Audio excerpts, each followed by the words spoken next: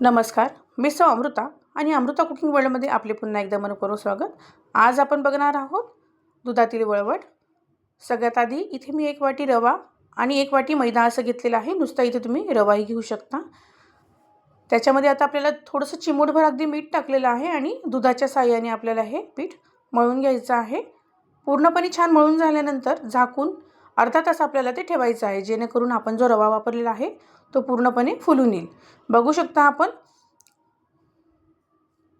आई जसं मळून घेत आहे तसं आपण छान त्याला 5 ते 10 मिनिट छान मळून घ्यायचे, जेणेकरून आपण जो रवा वापरलेला आहे तो छान सॉफ्ट होईल। इथे रवा वापरत असताना अगदी बारीकच वापरा।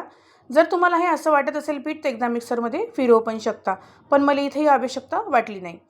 तर आता याचे छोटे छोटे आपल्याला बोट्या करून घ्यायच्या आहेत, जेणेकरून आपण जे वळवट करणार आहोत तर आपल्याला ते फास्ट झाल्यासारखे वाटेल। तर ही एक छोटीशी ट्रिक आहे।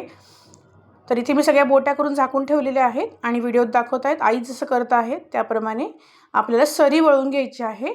याला सरी असं म्हणतात। तर ही वळून घेतल्यामुळे काय होतं की आपण जे वळवट करणार आहोत तर ते पटपट होण्यासाठी मदत होते आणि बारीक वळवट तयार होतं। तर या पद्धतीने आता सरी केल्यानंतर व्हिडिओत दाखवल्याप्रमाणे बोटाच्या साहाय्याने आपल्याला हे वळवट करून घ्यायचं आहे। बऱ्याच ठिकाणी याला बोटवे असं म्हणतात। तर हे वळवट आपल्याला देवासाठी किंवा आपण ज्येष्ठागौर चैत्रागौर बनवतो तर त्यासाठी आपल्याला हे खीर बनवण्यासाठी कामा येतं। तर सरावाने याची आपली स्पीड पण वाढते। असे तयार केलेले वळवट कडकडीत उन्हात 2 ते 3 दिवस वाळवून किंवा लगेच हवे असेल तर मायक्रोवेव्ह करून सुद्धा हे वाळवू शकता। असे वळवट स्टोअर करून हवाबंद डब्यामध्ये वर्षभर साठवून ठेवा।